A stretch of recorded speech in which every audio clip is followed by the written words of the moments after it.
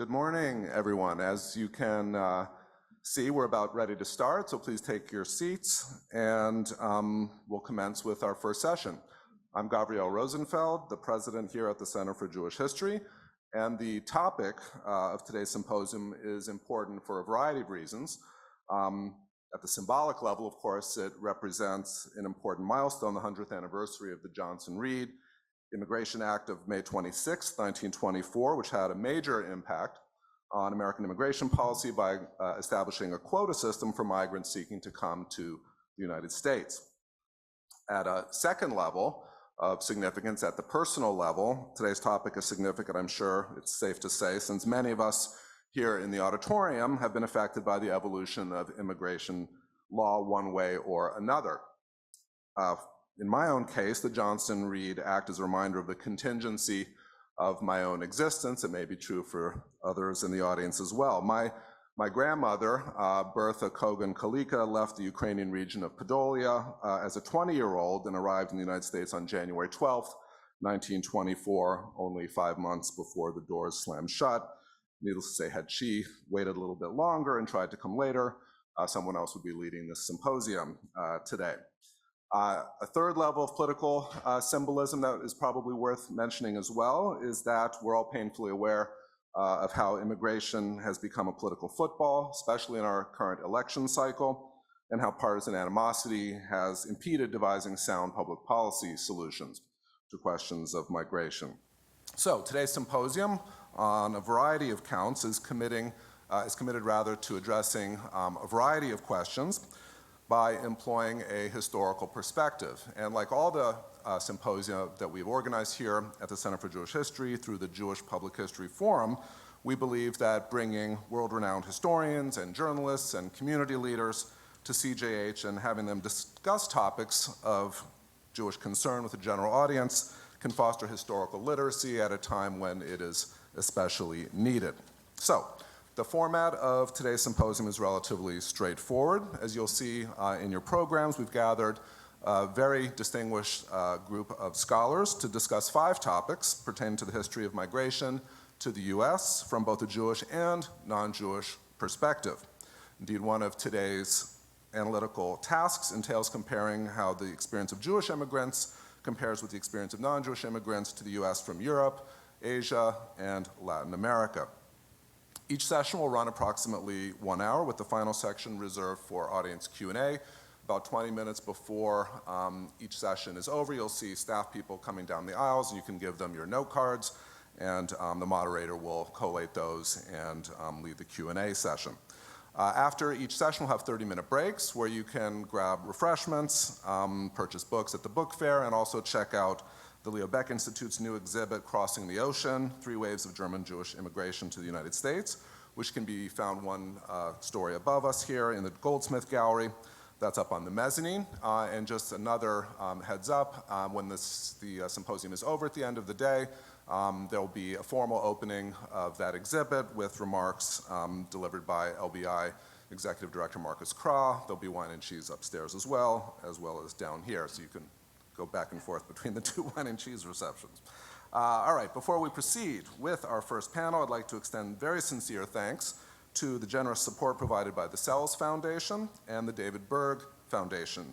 And I'm especially grateful to Bernard Sells and Michelle Tachi, not just for supporting this symposium, but for their many years of supporting CJH. Public funds have also been contributed by the New York City Department of Cultural Affairs in partnership with the City Council.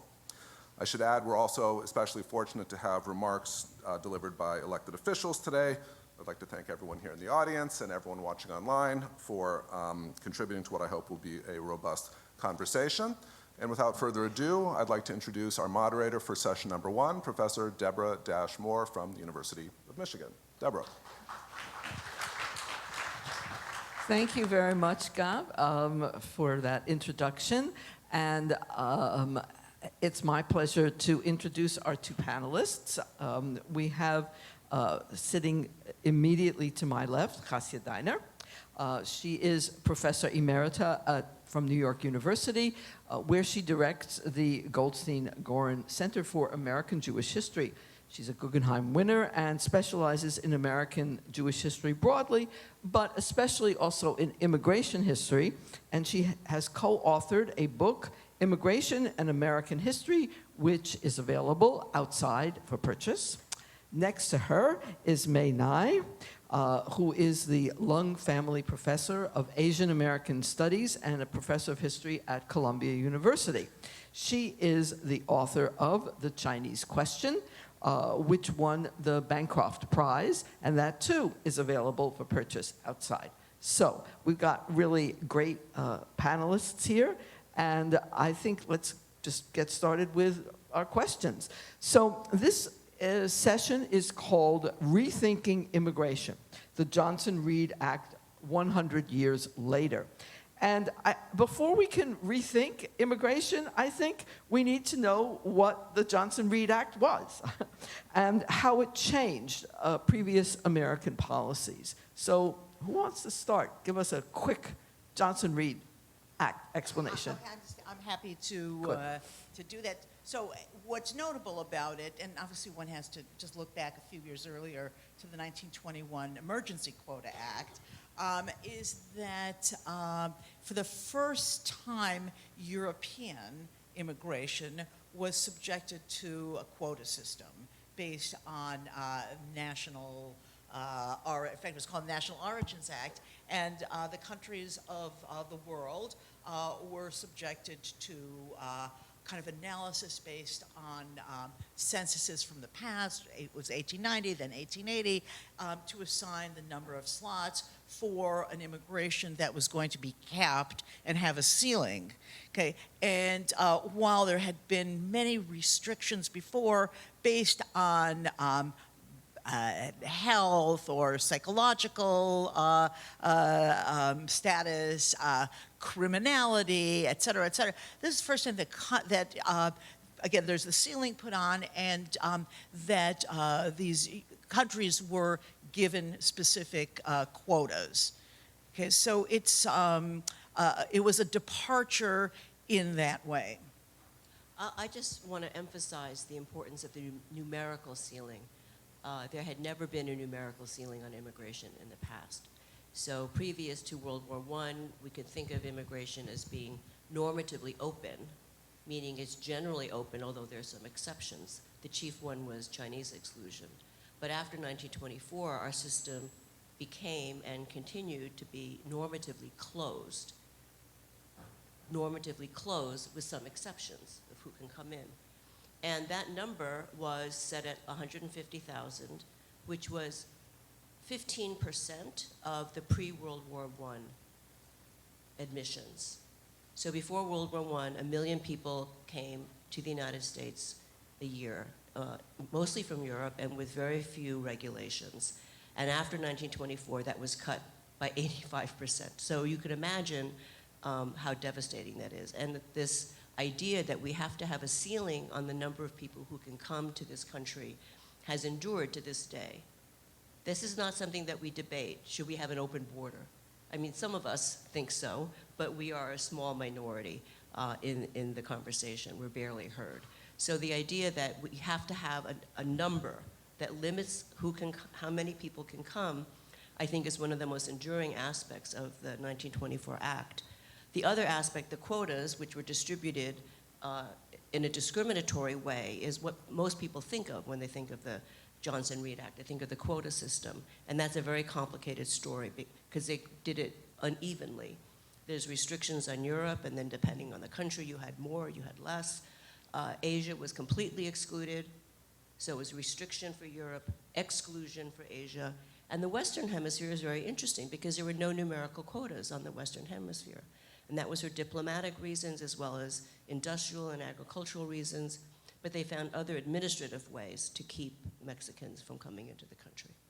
Okay, so you've started us thinking about the impact of the act, and maybe can we extend that a little bit further, right? When we're thinking 100 years since, so what's the impact in the 20s, 30s, and on? So, I mean, one way of thinking about it in terms of, again, particularly European immigrants who had previously been able to come at will reflecting pressures from back home, opportunities in the United States, is that their numbers were in a sense frozen, although family reunification, immediate family members could arrive, and clergy were exempt and so on. But it's as though those communities, Greeks, Poles, Italians, so on, that not getting fresh infusion from back home led to a process of kind of like one can think of it as an aging vat. Okay, and that there were in each of those communities, if one wants to use that word community, the immigrants who had that primary connection to the place of origin, and then the American-born generations further and further removed. And in some ways, the act was, on a cultural level, a way of diminishing these, let's call them old world cultures from flourishing and growing within the United States. And so the reality of these populations were frozen in a particular moment, and in proportion to each other, certainly impacted the subsequent generations and the kind of cultural and social patterns, both within them and as they interacted with the American cultural scene. Yeah, Hasi is totally correct on this point. You know, there's this freezing of new admissions. There's a cutting off of new influxes of immigrants. And a lot of sociologists, and I guess some historians too, have said this was an assimilating factor. You didn't use that word, but a lot on purpose. Well, but that's, and I don't think that's exactly true either, but it's commonly thought that this was led to the assimilation of the second and third generations because they didn't have contact with so-called old world cultures. I actually think there's a much more complicated question. Socioeconomic mobility among the second and third generation of the European immigrants from the early 20th century, I think had a lot more to do with post-World War II economic expansion in the United States, and less. The cultural thing is not insignificant, but I think we have to look at also the economic structures that were in play. Can I answer? So for a number of immigrant populations where there had been a heavily male migration, and the idea was people were going to go back and forth, so there were men, many of them married men, whose wives and children had been left back home. And it was because of the passage of this act, and other factors as well, that the gender balance within those communities came to be more equalized, because it was in a sense, there wasn't that back and forth was not going to be possible any longer. And so it really impacted those enclaves, those populations in the United States as women and children arrived, and one might say full families came to dominate communities rather than single men. Okay, so great. So I think we've got a bit of the picture. Now I want to bring up Jews, okay? So we've heard the word quota. Was there a Jewish quota? Right. Where do Jews fit into? No, okay. Where do Jews fit into this story? Yes, so I mean, I would say in the American Jewish world, the assumption has always been, yeah, there was a Jewish quota, and I was just asked to me the other day, and when I said there was no Jewish quota, I said, no, that's not possible. So Jews are assigned, or are part of, they're incorporated into whatever place they were coming from, Germany, Poland, et cetera, et cetera. And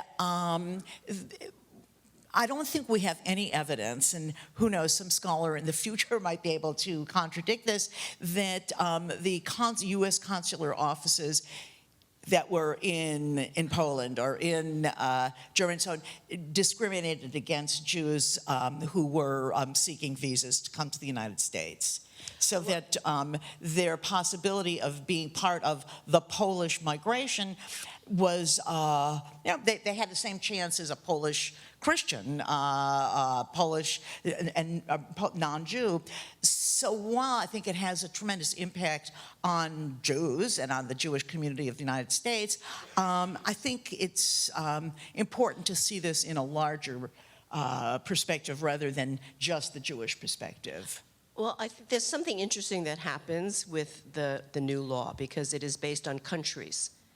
So Poland has a quota, Italy has a quota. Now, the whole purpose of the act was to minimize migration from those countries. And that was because of anti-Jewish animus. It was because of animus against Italians. So the prejudice against Jews, against people from the Slavic world, people from Italy, that was the main motivator for the law. So there was obviously, to me, an anti-Jewish aspect to the whole thing.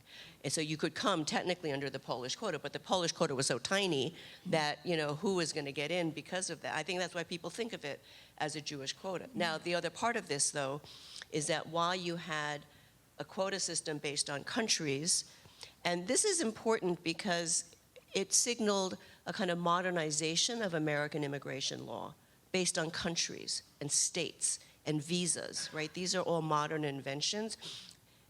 If you came to Ellis Island in 1910, you didn't have to have a visa.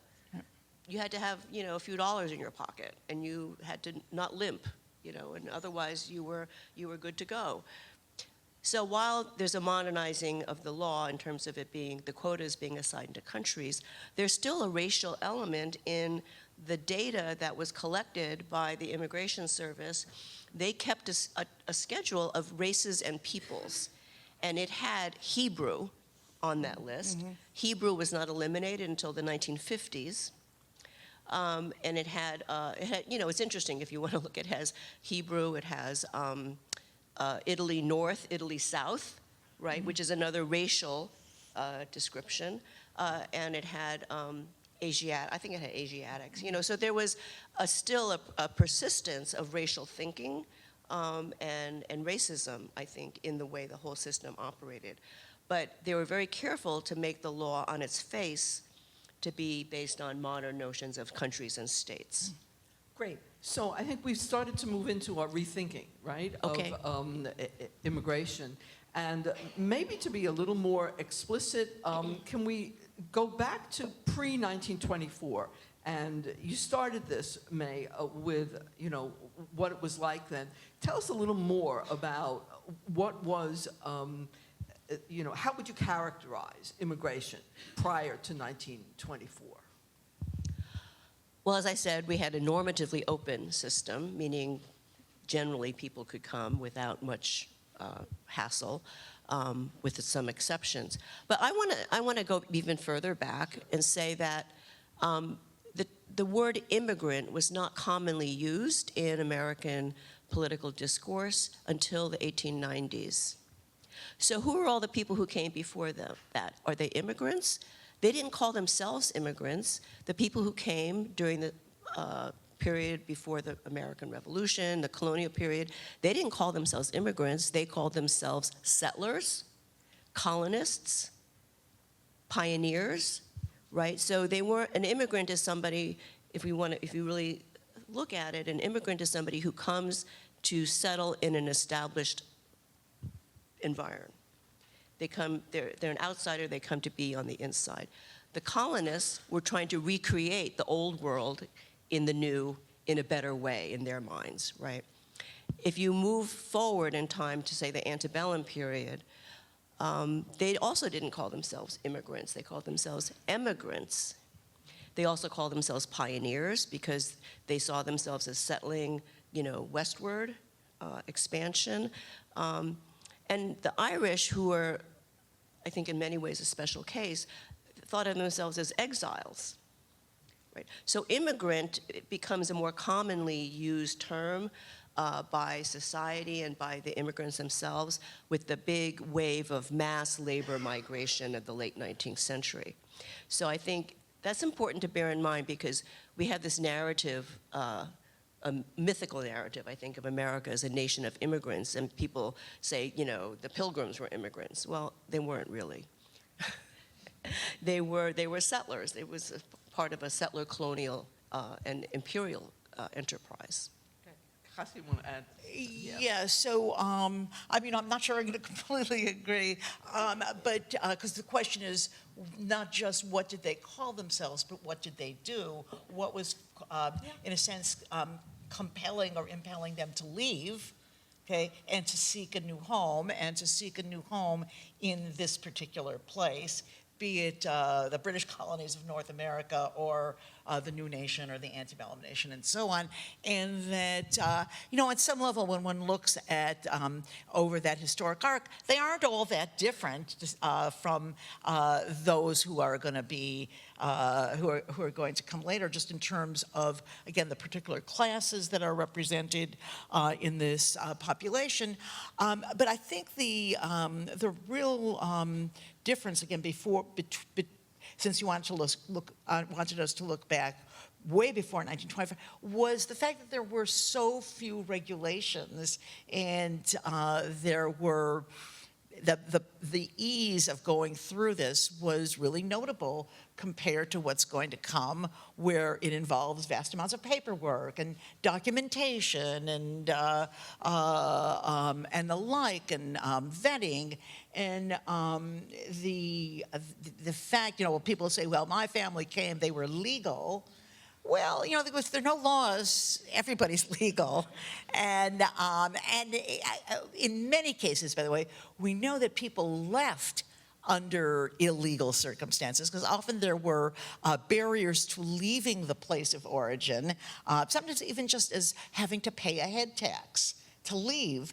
And so to evade it, one used some kind of what we would now call coyote to smuggle them out of the Tsarist Empire, to evade those laws. So the question of is that legal or is that illegal? And in, again, the years where there was so little regulation, and people would be asked their age, they lied all the time. Okay, they're not defined as illegal, but they lied about their age, they lied about their occupation. They had a variety of reasons to, in a way, fudge on the truth for either reasons because they were hiding something, or because they were told. Say you're a tailor, okay? Well, they don't bring out a piece of cloth and a needle and thread and ask you to prove your tailorism, right? And nor do they ask documentation on, okay, so what was the name of your employer in Łódź, the name of the factory? It's not, you say you're a tailor, you're a tailor. And it was that lack of documentation that was needed for European immigrants. There were tests done in the places of disembarkation, but again, we know the number of people who were barred was so small. The number of Europeans who were barred was very small. I just want to pick up on something you said earlier about the gender ratio changing after 1924. What you had before 1924 was what we today would call circular migration. Many people came, mostly men. Many of them were married and had families back home, but sometimes they were sons or nephews. And they did not come with the intention to stay in the United States. They came with the intention of sending money back or earning enough money to go back, buy a little piece of land. And so the return rate of migration in the first 2 decades of the 20th century is upwards of 50%. I think the average is 50%. For some groups like Greece, it's like 80%. It's a very, very high rate of return. The group that has a lower rate of return are the Jews, because they don't want to go back. And they tended to come more as family units, distinct from Italians or Hungarians. And so the fact that you could no longer do this easily not only changed family makeup, but it changed the way we think about that period of immigration, because people don't acknowledge those who leave. Mm-hmm. They've left the stage, they've left the picture, they've left our imagination. And so I think it really changes how we think about that period. So thank you. I mean, these are really great comments. It leads me to want to ask you then, since we're here at the Center for Jewish History, how would you narrate Johnson Reed from a Jewish perspective? Right? You mentioned Jews are a little different. You mentioned places where they're very similar. So, yeah, I'm asking you to be a little more specific. What does Johnson Reed mean if you're thinking in terms of Jewish migration? Well, Immigration. so first, while Jews did have a strong tendency to migrate in family units, there was a very distinctive pattern of married men with their older children, not necessarily sons, arriving first and then sending for wives and younger children. And I mean, it's not ironic, but the fact is that many of those wives and younger children were then caught up in the crisis of World War I, the Russian Revolution, the Russian Civil War. So they're in fact really extended periods of time of family separation, which kind of plays itself out in the work of Jewish social service agencies in the 1920s, where they have this families that had been so disrupted. But after Johnson Reed, those families have to arrive. The wives and the children arrive. I think that, on some level, you could say, I looked up, just to prepare for this, Greek immigration, Polish immigration, and they all tell the same story in as much as Johnson Reed is passed, and then that, sometimes they say closes the gates, which is not quite true. It just the gates are still open, just in a very limited and restricted way. They said but these communities still tended to grow because wives then arrived. And so that's actually going on among Jews as well. But I think for Jews, the story, and I think one of the reasons people will say, what was the Jewish quota, is the story is so colored by what happens 10 years after Johnson Reed, which is the rise of Nazism, the first steps towards the Holocaust, and obviously a history of a people that was so shaped by the inability to leave. And so that it's very hard to look back on that and say, well, it was kind of the same as for Greeks, or it was the same as for Italians. The historic implications looking forward were of such devastating proportions that looking then back to 24, it can't be told the same way. But I want to add, I don't disagree with that, but I want to add, though, that the inability or the difficulty of Jews to leave Europe in the 30s was not because of the quota system. Germany had a huge quota. Mm-hmm. Jews were kept out deliberately by the United States by other means. They instituted a rule that said that in order for you to not be deemed likely to become a public charge, you had to have in hand 1 year's income. So they raised the bar for what constituted subsistence to a year's income. So that's how they kept Jews out from Austria and Germany when there were people who wanted to come. And Frances Perkins, bless her, and who was Secretary of Labor, which at that time was responsible for immigration matters, devised kind of some tricky little loopholes that let people in, and that's also the origins of the genius category, right, where some of the famous people like Einstein and Arendt came. But in general, it wasn't just because of the quotas, because the countries where people were fleeing, they had quotas. They had enough space. Thank you. So I want to sort of move to, we touched on the question of whether this was assimilation or not assimilation. I want to go to a different piece of that question, which is about citizenship. So what's the relationship between immigration and citizenship? People come. If they're no longer going back and forth, does that mean they then decide they want to become citizens? Yes, but not for the reasons you might think. Okay, yeah. When Hasia talks about people bringing their wives over, you could only bring a wife if you were an American citizen. Right. if you were an immigrant, you had no recourse to the non-quota categories. So people became citizens in the late 1920s in order to bring their relatives over. So citizenship, naturalization, I think, had very low rates among Europeans in the first 2 decades of the century.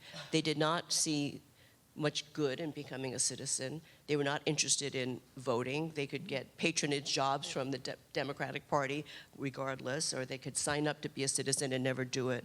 So the naturalization rates were very, very low, and they spike after 1924. And that's so they can bring wives and children over as citizens. And I think the citizenship, the question of non-quota or family reunification, the way it gets litigated in the Supreme Court is very interesting, because the restrictionists don't want any exceptions. They don't want the wife, they don't want the children, they don't want brothers, they say if you open the gate a little bit, it'll be a flood. And they're right in a way. And the way the Supreme Court sees through this problem is by saying this is not a right of immigrants. This is the right of a citizen. It's the right not only of a citizen, of a male citizen to have his family with him. And so citizenship becomes important because it brings another layer of rights that immigrants don't have.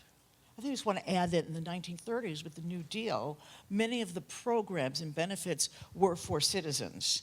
And so to be to be living in the United States but not to be a citizen meant that someone could not take advantage of for the first time, essentially, that the federal government was doing something in a time of distress. And so that was a tremendous impetus for regularizing one's place in the United States by becoming a citizen and being able to take advantage of those benefits. Like Social Security, Yeah, for example. exactly. So in a sense, before the 30s, there were so few benefits that went with being a citizen that it was, it's not that it was a bad thing, but it was not worth it.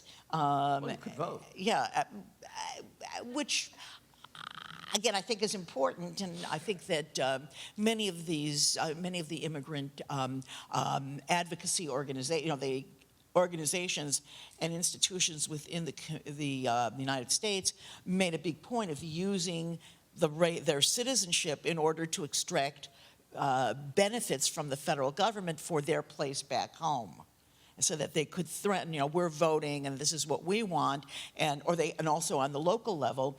But the real benefit came from family reunification, and when the benefits of the state were ample, obviously never up to the particular crisis, but they become in place as they hadn't before. Okay, so this has really, I think, been great to hear this. We are aware, of course, that there are a lot of myths that are still circulating around immigration. And we sort of touched a little bit on some of those misperceptions. But I wanted to ask each of you, what's your favorite myth? And how do you undo, as it were, the myth? Well, for one thing, on a very small scale, and again, one hears it over and over and over again, that immigrants had particularly Jewish immigrants, had their names forcibly changed at Ellis Island. Okay, that some inspector, didn't like the sound of the name and said, no, I'm going to make you such and such. And indeed, there's a popular American Jewish joke that says somebody is standing in line and says, oh, this is what your name should be. Tell him your name is whatever. And he gets up to the guy at the desk, and the man says, so what's your name? And he says, it says, Schoen Ferguson. I already forgot. Okay, so he says, oh, Sean Ferguson. Okay, now, I don't know how many people have told that story, and I can tell you it never happened. Okay, and yet it fulfills a communal need. Okay, and. that because, in fact, name changing was really quite common, it was forced upon them. It wasn't an act of opting for a new way to present oneself in the American scene that, in a way, it was anti-Semitism, okay? As opposed to individuals saying, I don't want to be, and picking a new name. That is my favorite, I have to say. Okay, that's a great myth. Yeah. Well, my favorite myth, I'm actually writing a whole book about this myth, is that America is a nation of immigrants. And that's a very tough one to knock down because it's very popular. It does a lot of work in terms of a liberal idea of inclusion, and there's aspects to that. But as a story of American history, it's flawed. It's incomplete, but it's more than incomplete. It's flawed because it doesn't account for indigenous people and their dispossession. It doesn't account for slavery. There are some people who will say that slaves were involuntary immigrants. I think that diminishes what slavery was in our history. And so I think migrations have always had a labor aspect. I think these phases of American history are very, very different. And if we collapse everything into a nation of immigrants, we get a very distorted picture. So my goal is to address, I mean, I'm not the only one. I mean, we have other people here who have books with the nation of immigrants in the title. I mean, challenging that question. We have people in the audience who will speak later. But I'm interested in, I'm sorry. So I don't want to say too much because the book is only half done and I don't know when it will ever get finished. But what I'm looking at is what was the origin of that myth? That's a Cold War myth. It's a Cold War story. And how did that come out of the politics of the post-war and Cold War era? That's what I'm interested in. So in many ways, I think it has its origins in part in the 1930s as well as a political means of, countering the ongoing anti-immigrant sentiment, right? That existed, no? Well, the phrase itself becomes popular in the 50s. Okay. People weren't saying it or deploying it as a political slogan or demand. I mean, it's actually a product of the Ellis Island generation's children who are trying to get their place Like in Oscar America. Handlin. Right? Oscar Handlin was the one who started it and got picked up by John F. Kennedy. And it was a way of saying, we want to repeal the national origins quota, and it should be repealed because our people are just like all the other people that came before us. We're just the latest iteration of multiple waves of immigrants who are this nation. And so it was a way of appropriating or actually positioning themselves in an imagined history where they were the logical next or the present wave, and therefore the quota should be eliminated. Right, okay, well that sort of sets us up for some of the themes that are going to be coming. I know that there must be some questions, but I haven't been handed any cards yet, so if you've got some questions, please write them on the cards and pass them out, okay? What do we got? Yes? No? Maybe? Okay. I see a hand, so yeah, go ahead, go for it. How would you distinguish an immigrant versus if you're saying that the word wasn't even being used, what do you consider an immigrant versus the settler and colonist? I mean, you touched on it, but. Okay, so I'm going to repeat it just so everybody can hear. That we're not a country of immigrants. Right. I'm gonna add a bit to what you just said. How do you distinguish an immigrant from others, but also what is an immigrant, right? How do we understand what an immigrant is? Well, there are two levels to answering that question. What is an immigrant? Legally speaking, an immigrant is somebody who comes to permanently settle, a permanent resident legally is an immigrant. So a student on a student visa is a non-immigrant in the law, right? A tourist on a tourist visa is a non-immigrant. Business visas. So we have a whole system, and that begins to become generated in 1924, although it goes back to Chinese exclusion, where we had exemptions, right? So an immigrant is somebody who has a green card in our current parlance, right? I think more broadly in our culture and in our politics, an immigrant is seen as a newcomer, and it's a very general and broad term. And so but because we have this trope of a nation of immigrants, I have taken upon myself to parse that out more clearly, because if we think everybody was always an immigrant, then how do we talk about slavery? How do we talk about American history? American history is not just one wave of immigrants after another. That was a story that Oscar Handlin told and John F. Kennedy told in the 50s. So I think it behooves us to think about what is the place of migrants, as a generic term. What is a place of newcomers in American history? And it's different at different points in time. Yeah, I just sort of want to tweak it in maybe a different direction. And so at various points, different words were used, but when we examine their behavior, they don't appear so radically different one time for another. And one can find, articles in, 1850s Irish American newspapers where they go back and forth between emigrant and immigrant. They use that word. And the question is, what are they emphasizing in that particular document? Is it the way and the reasons they left versus the what they're living through in the present?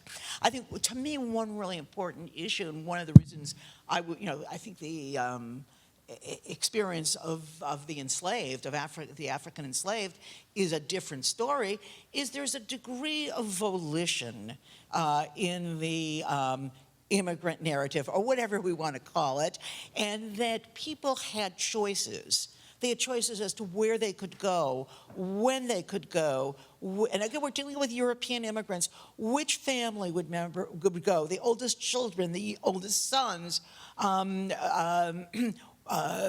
Again, there were so many places that they went, and many of them don't come to the United States. They're Italian immigrants who go to Argentina, huge numbers, okay, or Jewish immigrants who go to the British Isles, so it's the degree to which they have had agency on this process. Okay, great. So I have a couple of questions here. One of them asks about both Muslim immigration, or more broadly, immigration from the Ottoman Empire, and sort of where does that fit into this larger story? That's a really interesting point. Thank you for that question. What happens with immigrants from Greater Syria in the late 19th and early 20th century is that this is before the quotas, they come and there's a question as to whether or not they are white. And this is important because Chinese exclusion, the Asiatic exclusion laws, said that if you were not eligible for naturalization, you could not come in. That's just something that comes to fruition in the 1923 and 1924. But there's a whole series of cases, federal cases, in the early 20th century about whether or not Syrians can naturalize. And this will bear upon their ability to immigrate in the future, because if you cannot become a citizen, you cannot immigrate. That was how they excluded Asians. And so this is a very interesting question of how American law has defined whiteness. The first naturalization law, 1790, said you had to be a free white person of good moral character. After the Civil War, in 1870, the naturalization laws were amended, so they added to white persons persons of African nativity and descent. That was a gesture to the formerly enslaved people because there really was no African immigration at that time. There was a debate in the Congress, in the Senate at that time, whether or not they should just strike all racial barriers to immigration and just make it open. And the anti-Chinese and the anti-Indian said, no, you have to keep the Chinese and the Indians from citizenship. So that's why the law was you had to be either white or of African nativity and descent. So these cases come up with Syrians who want to become citizens, and the courts generally decide that they are white for purposes of naturalization, but they decide that Asians are not white. And that's decided in a case when a man named Thind, who was a so-called high-class Hindu, said, well, I'm white because I'm an Aryan.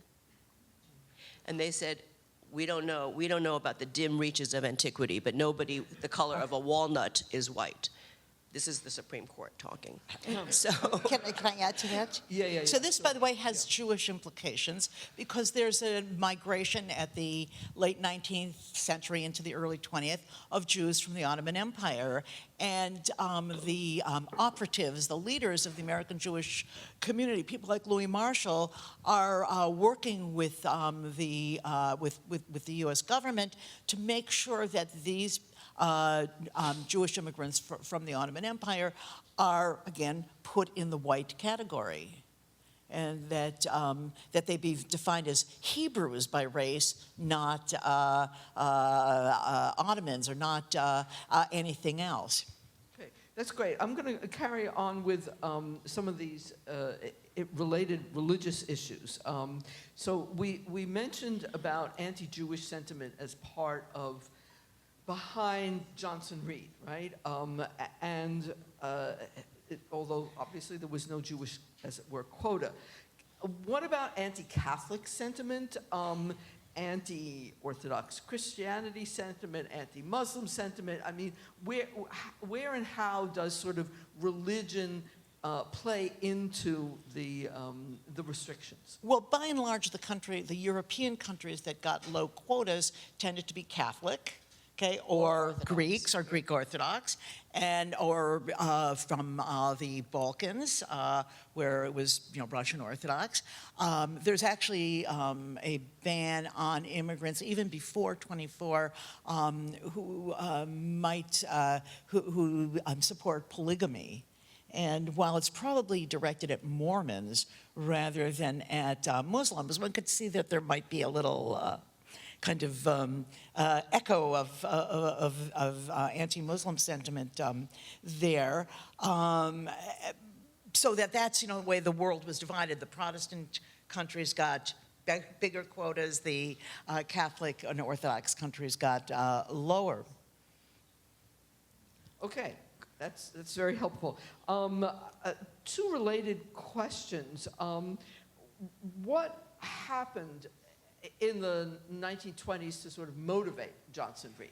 I think we sort of touched on it a little bit, but how then does this relate to earlier efforts to pass immigration restriction legislation that didn't get through? there is a nativist movement, a restrictionist movement that emerges in the 1890s, maybe 1880s, but really starts gathering steam in the 1890s with the Immigration Restriction League, which was led by the Boston Brahmins like Henry Cabot Lodge Sr., the eugenicists, et cetera.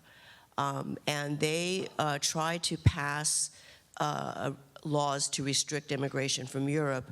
There's such a commitment to the openness of immigration that their device is a literacy test, because they figure the peasants from these backward countries in Europe are illiterate. If you have a literacy test, you can keep them out.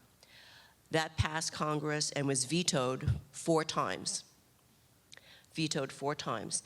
And it only passes over Wilson's second veto in 1917.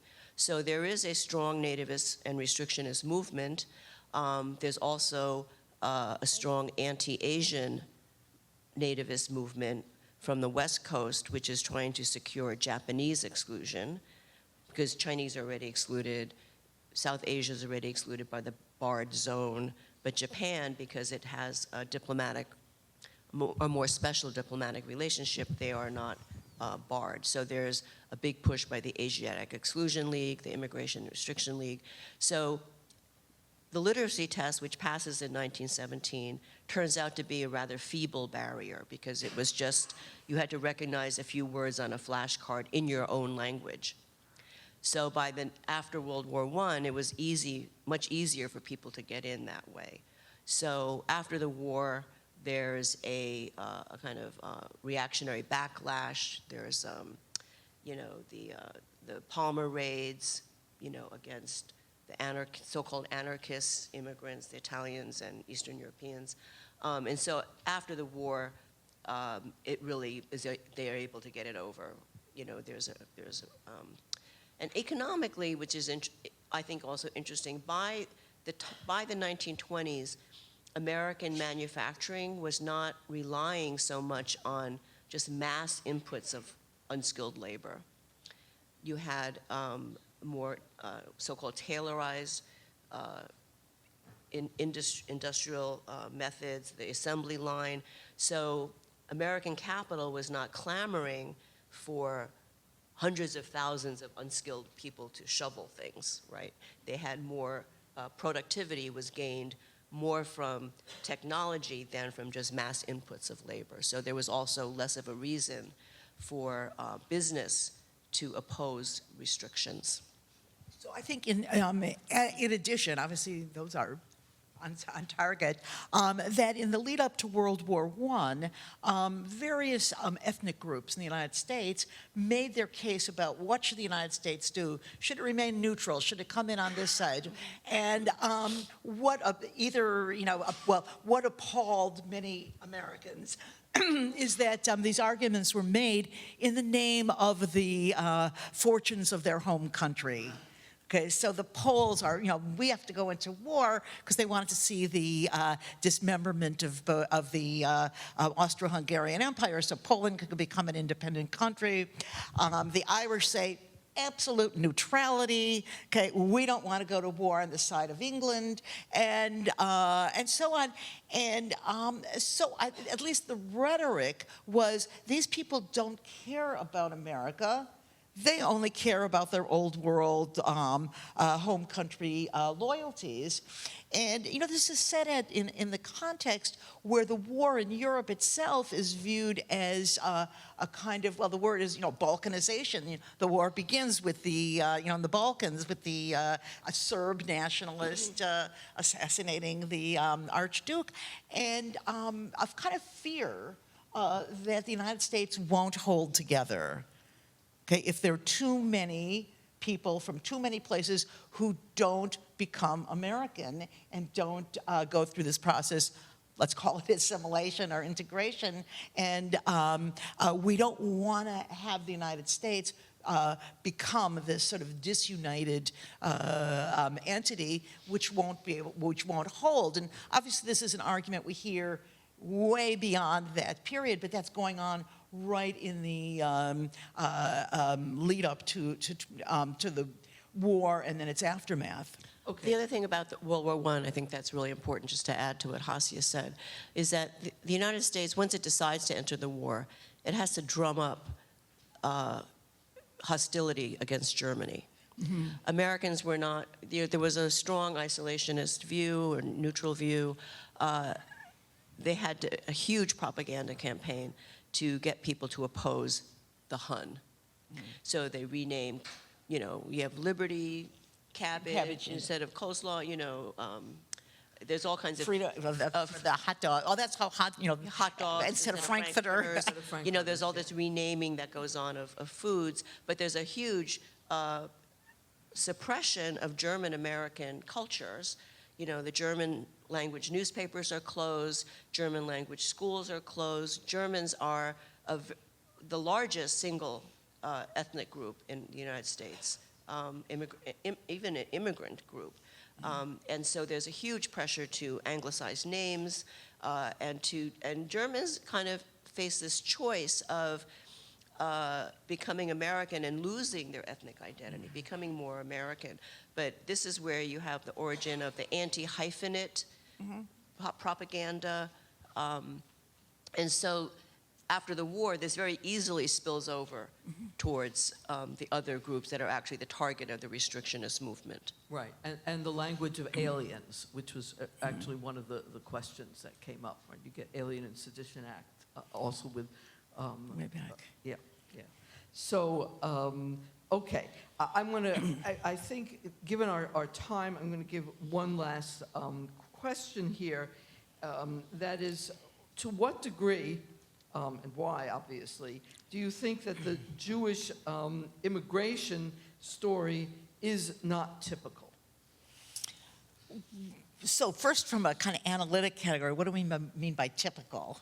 And whoever, Okay. I mean, in other words, it's not a self-obvious question, and one can, as in any sort of comparative context, look for points of similarity or points of difference. I think historically Jews have been eager to point out difference, and this, in fact, goes back to the beginning of the 20th century when, again, as May said, in the 1890s, the Immigration Restriction League is founded, and the drumbeat for restriction is becoming louder and louder, and it becomes very important for the Jewish community leaders to say, wait a minute, we're not like those other immigrants. We're coming here for fleeing persecution. We're coming here for religious freedom and on. And while I'm not going to say that that's not true, in fact, the migration was as economically based as all the others. And we owe this in way to Simon Kuznets in a really important article from, I guess it was the 1960s or 70s, where he compared the Ellis Island records to the major study that was done in the Tsarist Empire of the economic profile of the Jews. And I found that the migration was extremely class specific. It was coming from parts of the Tsarist Empire that didn't have pogroms. Okay, so for the longest period of time, the migration was coming from Lithuania, which was not pogrom land, and that was Ukraine and Moldavia. And he postulated that, again, that economic basis was what was there, but that was not the rhetoric that worked for Jews and for the Jewish community leaders who want to, in a sense, ensure the Jewish flow. And so in that way, is it similar or is it different? Okay, the difference may have been the rhetorical rather than the actual. And other immigrations were different. The Irish migration was heavily female. Okay, what do we mean by different? What do we mean by similar? Okay. Do you want to add anything? No. No? Okay. So thank you very much, all of you. I think we have time for a short break before we reconvene. And let's thank our panelists for really great.